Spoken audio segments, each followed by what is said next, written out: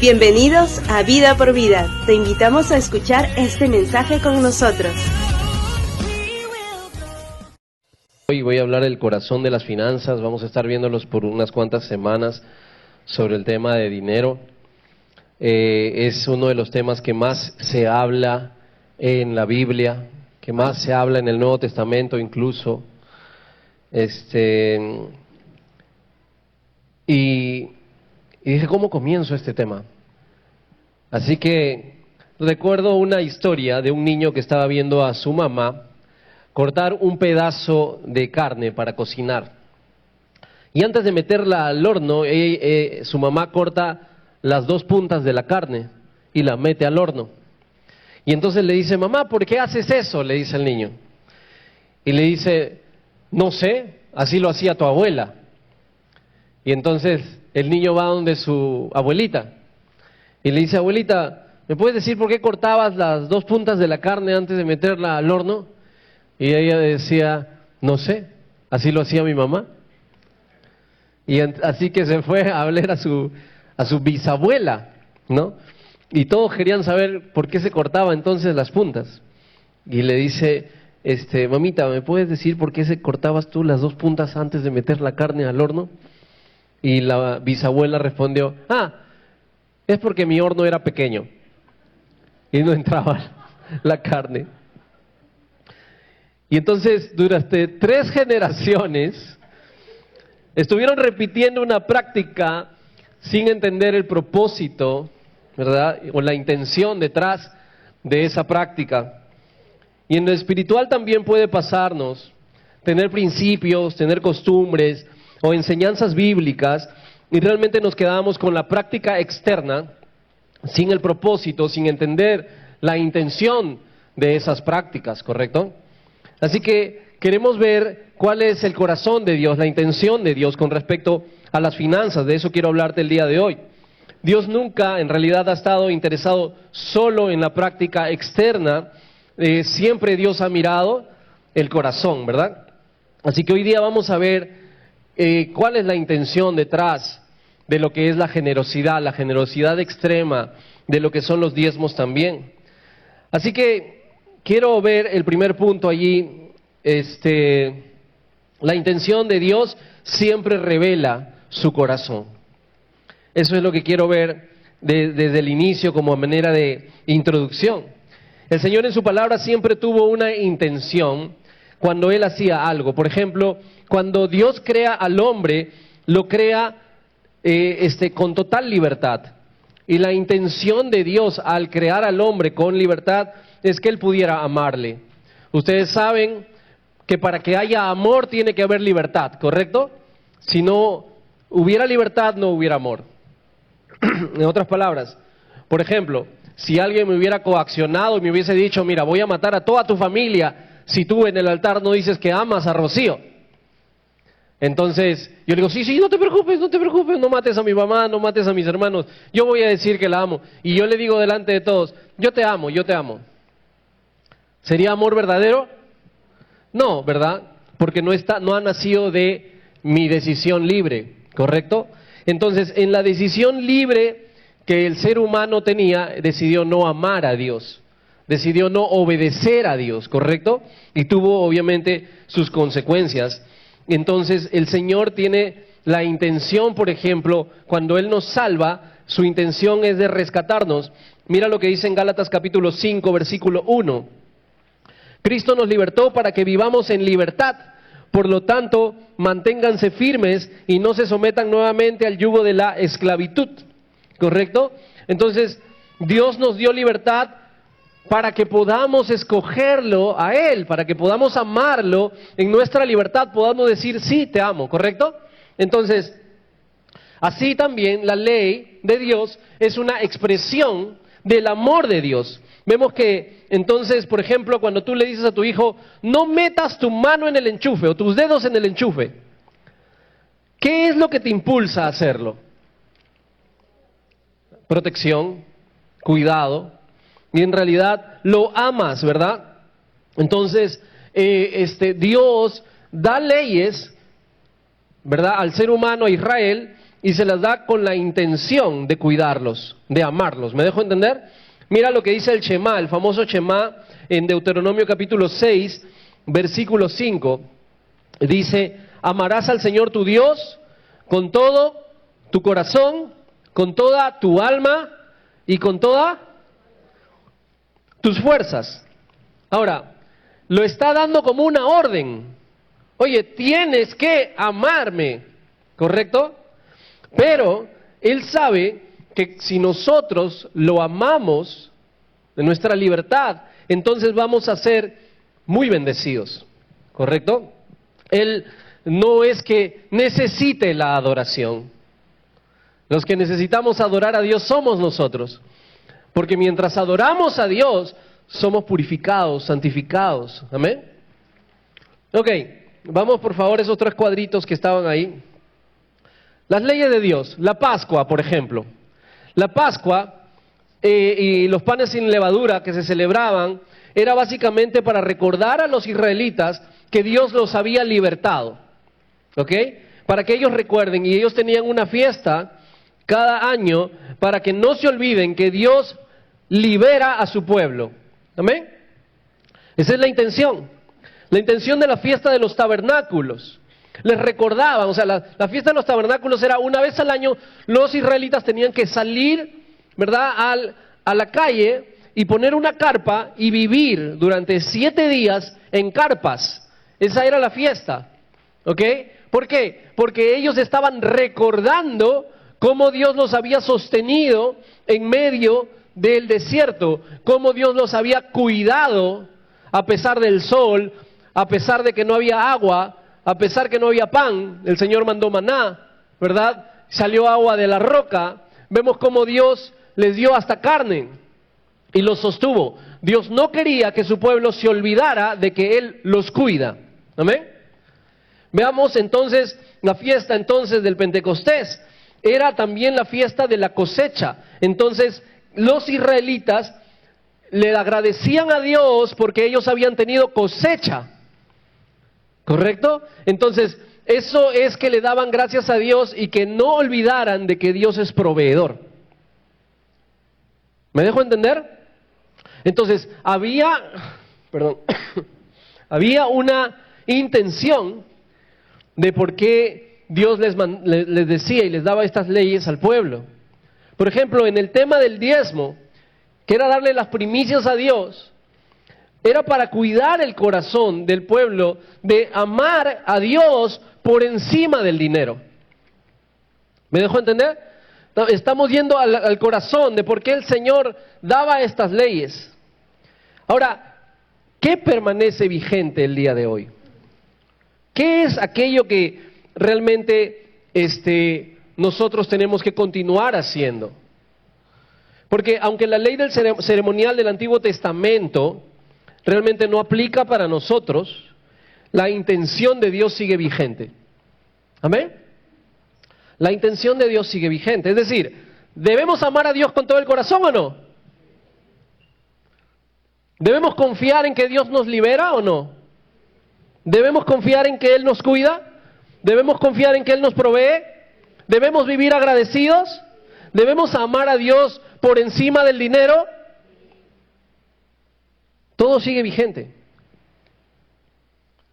Entonces vamos a ver el corazón detrás de la generosidad. Vamos a avanzar un poquito en la palabra de Dios. La generosidad está en toda la Biblia.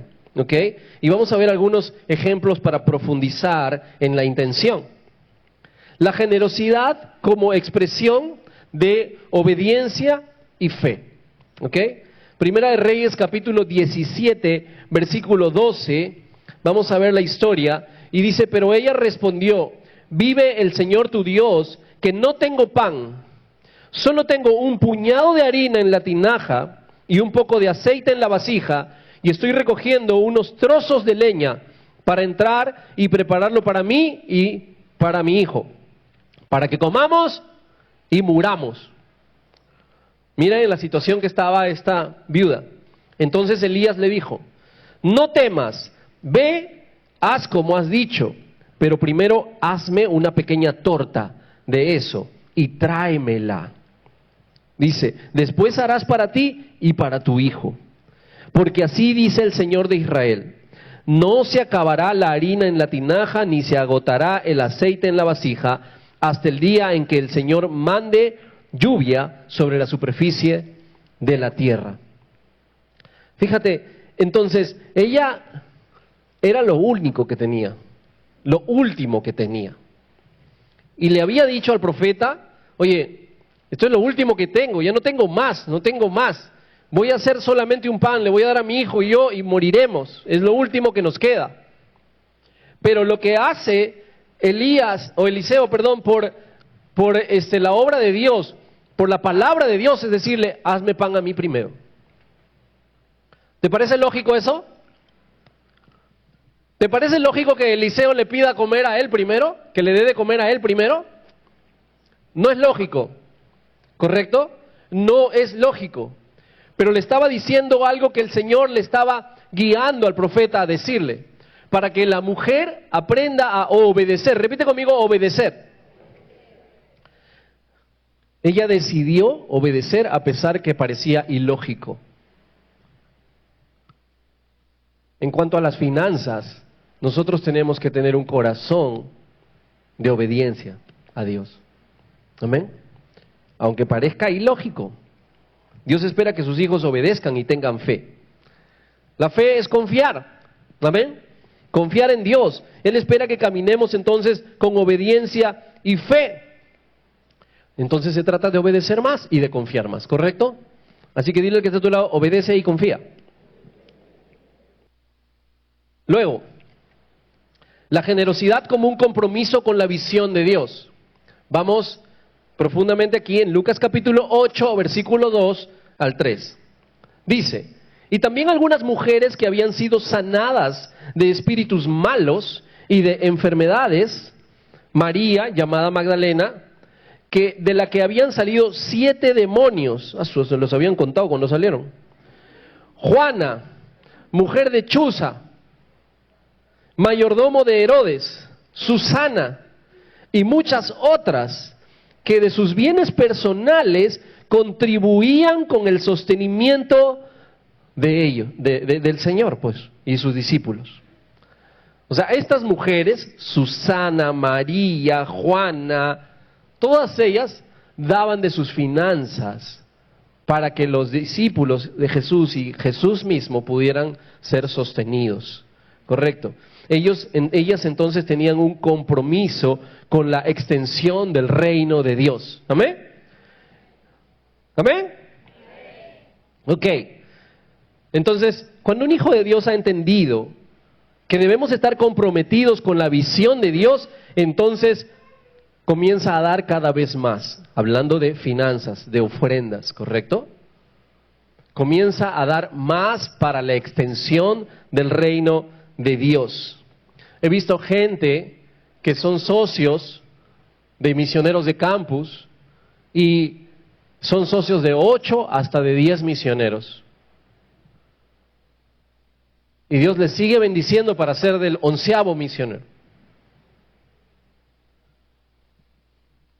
Gente que, por ejemplo, cuando viajamos y nos hemos ido a Guatemala, me ha llegado un yape. ¡Pling! No, pling no, yape. ¡Yape!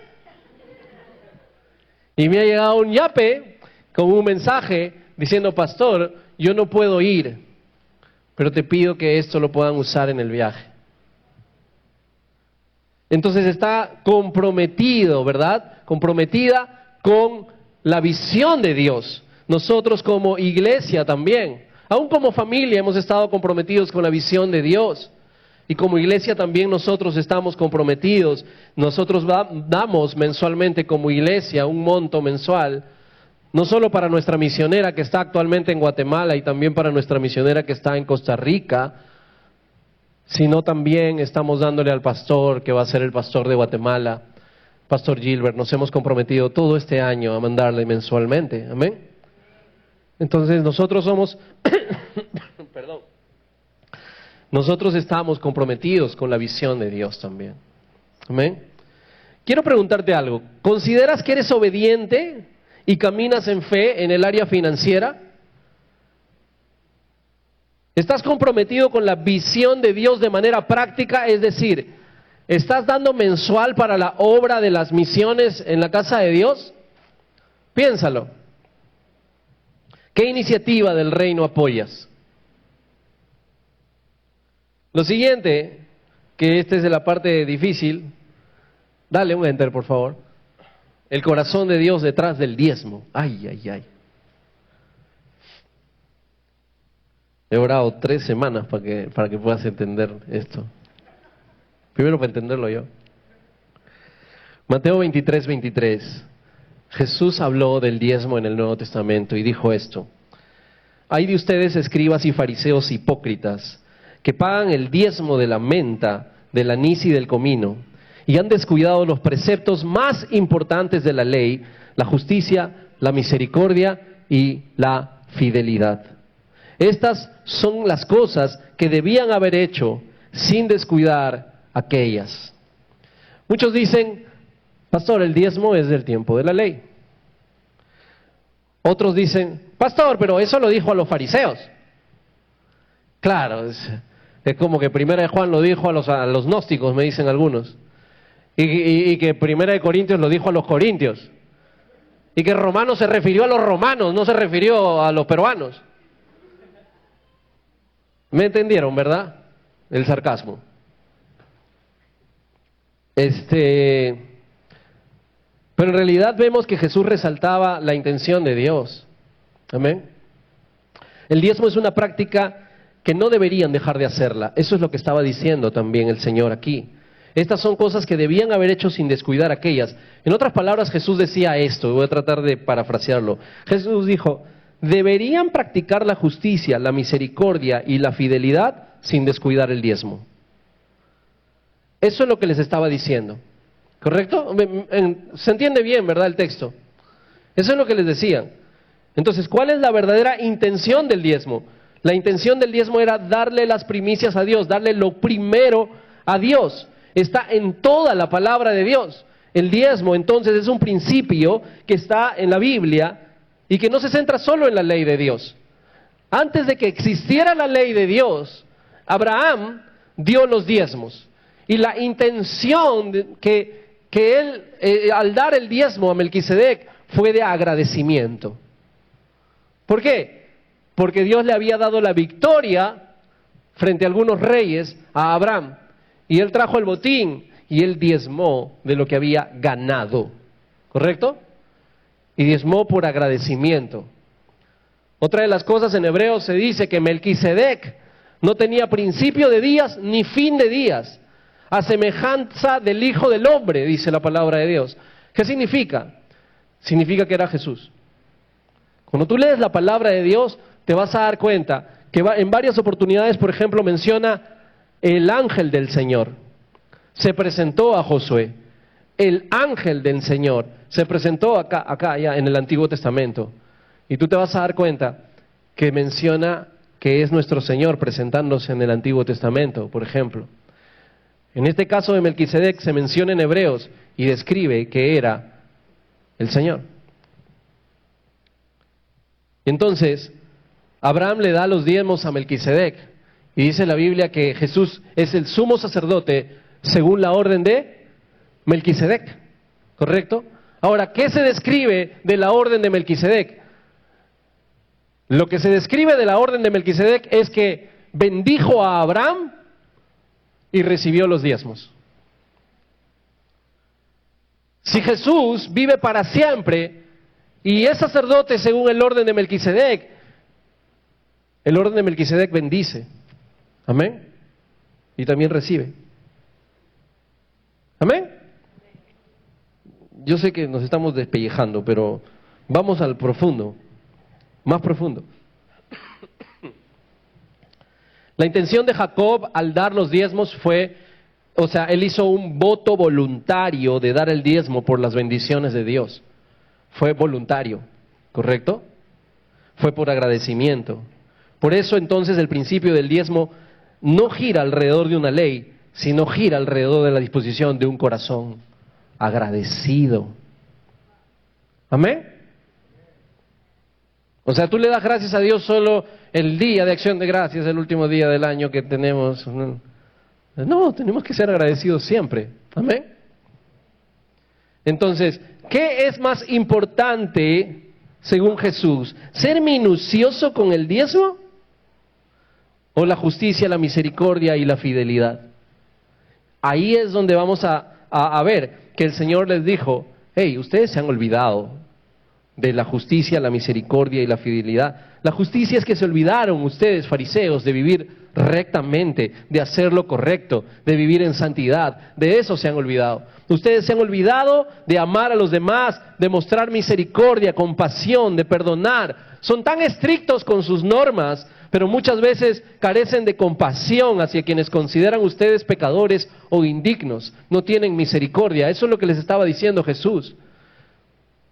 O sea, ustedes se han olvidado de la fidelidad, y cuando vas al original es la fe. Se han olvidado de confiar, se han olvidado de ser leales a Dios, se han olvidado de ser fieles a los principios de Dios. Eso es lo que les está diciendo entonces Jesús. Jesús hace referencia directa al Antiguo Testamento, a Miqueas capítulo 6, y dice, ¿y qué es lo que demanda el Señor de ti? Sino que practicar la justicia, amar la misericordia y andar humildemente delante de Dios.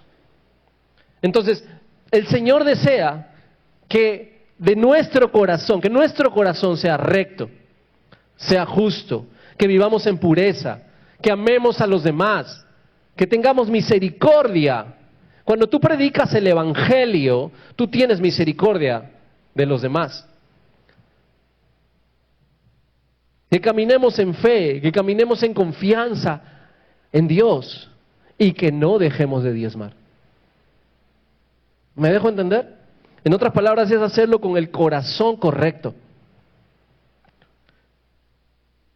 ¿De qué me sirve entonces separar las primicias de mi dinero, por ejemplo, y soy desleal a Dios? Eso es lo que está diciendo el Señor. ¿De qué me sirve ser generoso si igual camino en desconfianza, no tengo misericordia por los demás? Entonces Dios quiere todo nuestro corazón. Repite conmigo, todo nuestro corazón. Separar las primicias, económicamente hablando, le está diciendo a Dios, Dios, tú eres primero para mí que el dinero. ¿Amén? Estamos yendo a la intención, ¿correcto? Cuando tú no das tus primicias a Dios, cuando tú no das los diezmos a Dios, simplemente tú estás diciendo, no necesariamente eres lo primero. ¿Ok? Estamos yendo al fondo, al espíritu de la ley, a la intención. ¿Ok? Inclusive, esto no es algo que se nos ocurrió solamente, o sea, tú lo vas a ver en toda la Escritura, pero también tú lo vas a ver en la historia de la iglesia. Se descubrió un manual, por así decirlo, como si fuera un catecismo, de los años, que va del año 50 al año 100, más o menos, que se escribió, que se llama la Didaché, o la Didaché. Y es un manual de cómo debían los cristianos comportarse en la iglesia. Puedes buscarlo en tu Google, porque tú googleas todo. Ese manual existe. Y en el manual dice que separen sus primicias toda la iglesia para entregarlo al Señor. Porque eso iba a ser usado para poder bendecir y darle a los ministros de la casa de Dios, sostenerlos. Ahí dice clarito, económicamente. Pero no solamente eso, sino para poder sostener la iglesia y también dar a los pobres. Ahí está claro. Tú lees en toda la Biblia, o sea, la intención de Dios. La intención del corazón de Dios. Y vas a verlo aún en la historia del cristianismo. Porque lo menciona San Agustín también, lo mencionan otros. Ahora, estás separando tus primicias con un corazón correcto, eso sería lo más importante. Y lo siguiente es que la intención detrás de la generosidad extrema, porque básicamente la Biblia describe esto, generosidad como adoración. Hechos capítulo 4, versículo 36 dice, y José, un levita, natural de Chipre, a quien también los apóstoles llamaban Bernabé, que traducido significa hijo de consolación, poseía un campo y lo vendió. Trajo el dinero y lo depositó a los pies de los apóstoles. O sea, a ver, los cristianos cuando se entregaban al Señor, entregaban todo. Repite conmigo, todo. Cuando tú te entregas a Cristo, le entregas todo. Mira, cuando los cruzados se bautizaban, la historia cuenta de que se metían al mar cuando eran bautizados en el nombre del Padre, del Hijo y del Espíritu Santo, y metían todo su cuerpo, pero sacaban su brazo y la espada salía fuera del agua. En otras palabras me decía, yo sí soy de Cristo, pero mi espada no, va a seguir matando a todo el mundo. Eso es lo que estaban diciendo en otras palabras, por eso que iban supuestamente a recuperar Tierra Santa, a defenderla de los moros, peleaban, mataban un montón de gente, los cruzados, pero eran cristianos supuestamente, ¿verdad? El día de hoy muchos se bautizan en el nombre del Padre, del Hijo y del Espíritu Santo y lo que sacan es su billetera. Todo me bautizo, todo soy, pero mi billetera no me toques eso si no es. Voy a seguir haciendo lo que yo quiero con mi billetera. Eso no existe. Si te has entregado al Señor Jesús, en realidad todo le pertenece a Dios. Es decir, el 100% de lo que tienes, si realmente te has entregado a Jesús, le pertenece a Jesús. Todo. Repite conmigo, todo. Entonces, a partir de que te has entregado al Señor Jesús, tus finanzas o las finanzas que tienes que administrarlas como si fueras un mayordomo, un administrador, no un dueño. ¿Me dejo entender? O sea, no eres el dueño si te has entregado verdaderamente a Jesús de lo que tienes en el bolsillo. O sea, todo nuestro ser le pertenece a Dios, no solo mi vida espiritual, mi vida laboral, mi vida relacional, mi vida amorosa, ya no se trata de lo que yo quiero, sino de lo que el rey quiere, ¿correcto? Se trata en lo financiero, en lo laboral, en lo relacional, en toda mi vida económica, se trata de lo que él quiere. Así que vemos a Bernabé vendiendo su terreno y dándolo. O sea, en mi corta vida cristiana, ¿he visto gente que lo ha hecho? Sí, he visto gente que lo ha hecho. Romanos 14. Porque ninguno de nosotros vive para sí mismo y ninguno muere para sí mismo. Pues si vivimos, para el Señor vivimos, y si morimos, para el Señor morimos. Por tanto, ya sea que vivamos o que muramos, del Señor somos. ¿Amén? ¿Qué significa? El ejemplo de Bernabé entonces es que todo era de Dios. Somos del Señor. Lo siguiente es dar con alegría. Hace un momento hablé de dar como adoración. Lo siguiente es dar con alegría. 2 Corintios 9:7 dice que cada uno dé como propuso en su corazón, no de mala gana ni por obligación, porque Dios ama al que da con alegría. ¿Ok? Entonces, Dios siempre va a ver tu corazón. Y hay algunos que no proponen en su corazón nada, ¿no? O sea, otros dan de mala gana, otros dan por obligación, otros ni dan. Entonces, pero el Señor nos enseña cómo alinear nuestro corazón, ¿verdad? Y cómo poder desarrollar un corazón generoso en estos textos. Primero, proponer en nuestro corazón. Repite conmigo, proponer. O sea, la generosidad no debe ser improvisada, ¿ok? Debes proponerla en tu corazón. El tema financiero no debe agarrarte por sorpresa.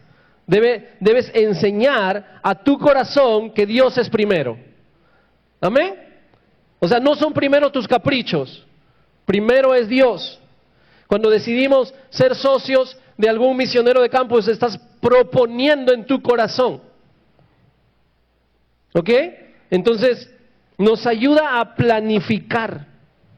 Proponer en nuestro corazón nos ayuda a ser planificados también en lo financiero. Lo siguiente que yo veo, o sea, si quiero desarrollar un corazón generoso, uno es proponer en mi corazón, voy a proponer dar los diezmos, voy a proponer dar las ofrendas, voy a proponer ser socio de un misionero de campus, voy a proponer ayudar, no sé, al Compassion, algún ministerio, voy a proponer en mi corazón. ¿Me dejo entender? Así comienza. Lo siguiente es no dar de mala gana. No dar de mala gana. Es decir, el Señor observa cómo le damos. O sea, la actitud del corazón importa. A veces llegamos a la iglesia y no estamos preparados para dar, por ejemplo. Comienzan las ofrendas y, uy, vete, tengo un hals, acepta el Señor. Inmediatamente, o damos lo que sobra o lo que no nos va a afectar de mala gana. La Biblia menciona a la viuda que dio solo 2 monedas y que todos los que estaban alrededor dieron muchísimo más, hablando de cantidad de lo que estaba dando ella, pero Jesús dijo que ella estaba dando más que todos. ¿Correcto? Porque estaba dando de todo lo que tenía. O sea, el Señor estaba mirando la intención del corazón. Lo siguiente, entonces, y aquí quiero preguntarte, si así la Biblia nos habla de aquel que no propone en su corazón y aquel que da de mala gana, ¿qué nos enseñaría de aquellos que ni siquiera dan?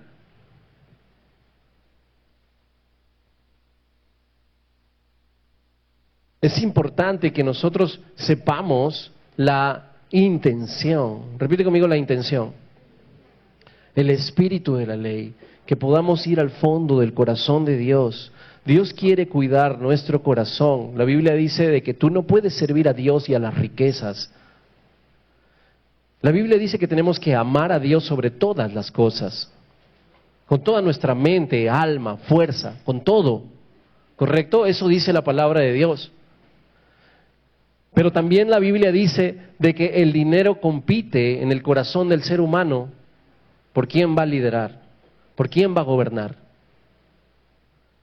Entonces el Señor nos enseña en su palabra como principio desde el inicio, separar a Él lo primero. Desde el inicio nos enseña a que las finanzas que Dios nos da, porque escúchame, dice la palabra de Dios que Dios te da las fuerzas para hacer las riquezas. Tú bien podrías estar postrado en cama cuadraplégico,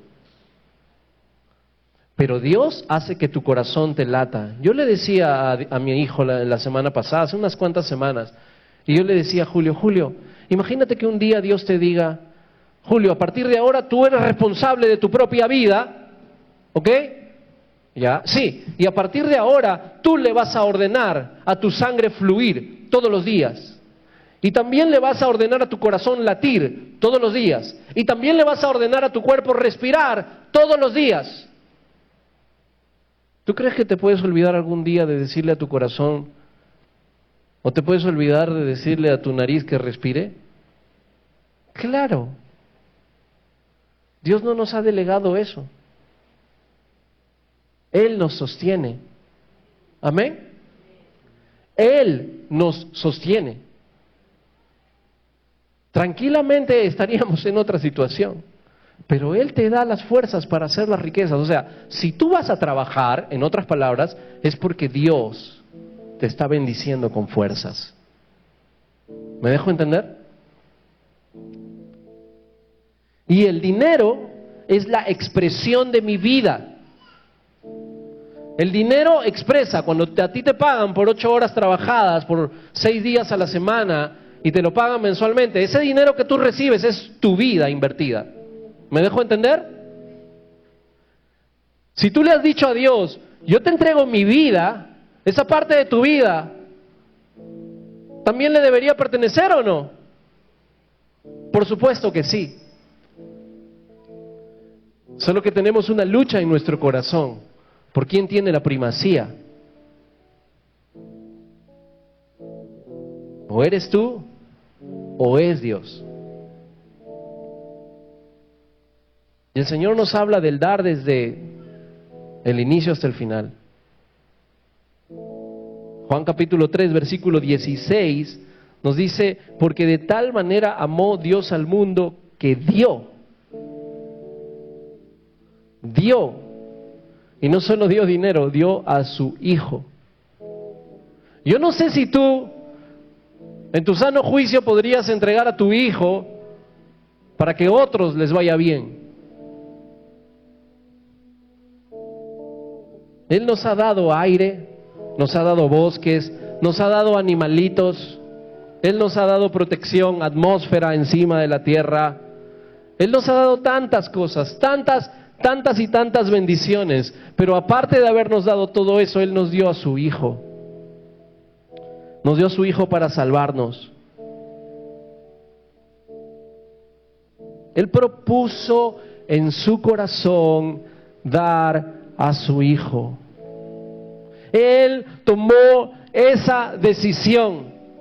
Y cuando Jesús estuvo en esta tierra, Él dijo con claridad: a mí nadie me quita la vida.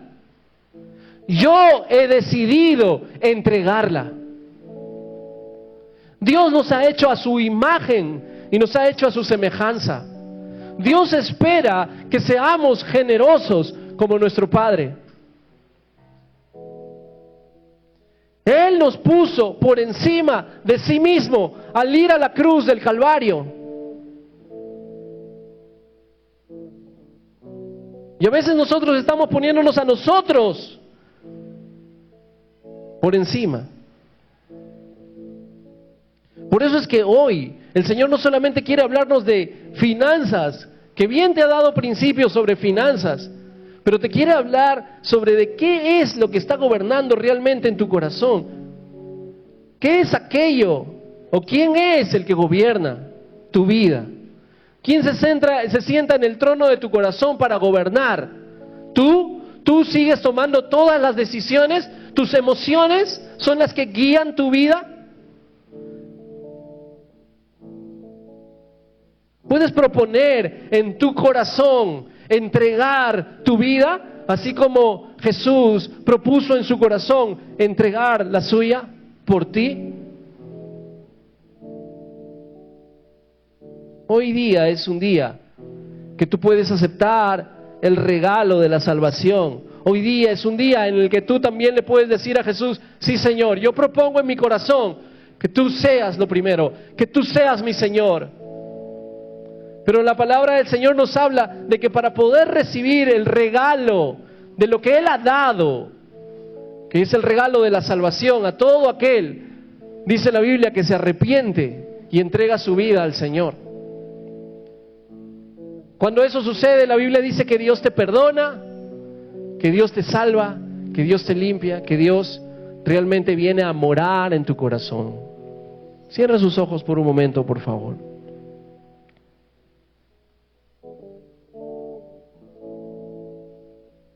Nadie le puede ganar a Dios en dar. Nadie. Él nos ha dado todo. A ti te ha dado vida, te ha dado familia, te ha dado todo. Respiras, te ha dado fuerza.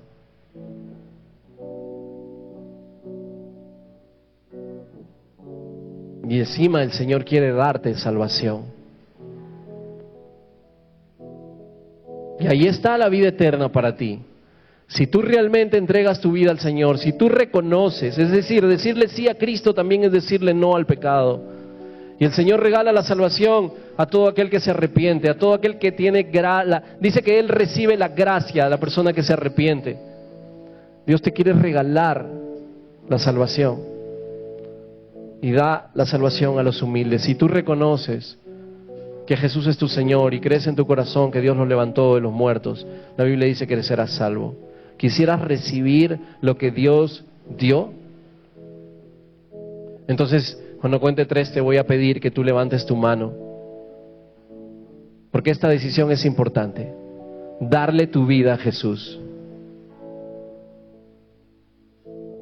Y si le vas a entregar tu vida, se la vas a dar con todo, no dejes afuera nada. Cuando cuente 3, te pido que levantes tu mano. Si has escuchado este mensaje y tú dices: sí, realmente quiero entregar mi vida al Señor, reconozco que Dios entregó la suya, hoy día quiero entregarme al Señor. 1, 2 y 3. Veo tu mano. Veo tu mano. Puedes bajar tu mano. Todos aquellos que han levantado sus manos, yo quiero invitarte a hacer una oración de entrega a Jesús. La Biblia dice de que si tú no te avergüenzas, si tú lo confiesas delante de los hombres, Él va a confesarte delante de los ángeles también y del Padre. Si tú realmente quieres entregarte al Señor, yo te voy a pedir que puedas ponerte de pie, que no te avergüences de Jesús, porque Él no se avergonzó de ti al ir a la cruz. Vamos, ponte de pie. Hay muchos que levantaron su mano. Y no es para avergonzarte, pero es para que tú confieses al Señor como tu Señor y Salvador. Muy bien. Muy bien. Cierra tus ojos. Hagamos una oración a Jesús. Yo te voy a pedir que repitas después de mí y la iglesia me ayude. Señor Jesús, en este día yo me arrepiento de todos mis pecados, los que me acuerdo y los que ya me olvidé. Hoy día te recibo como mi Señor y mi Salvador. Creo que has muerto por mí en la cruz y que has resucitado para darme vida eterna. Y hoy recibo esa vida eterna. Gracias, Señor, en el nombre de Jesús. Amén. Si te gustó este mensaje, te invitamos a suscribirte a nuestro canal. Nosotros somos Vida por Vida de Lima, Perú, honrando a Dios y haciendo discípulos.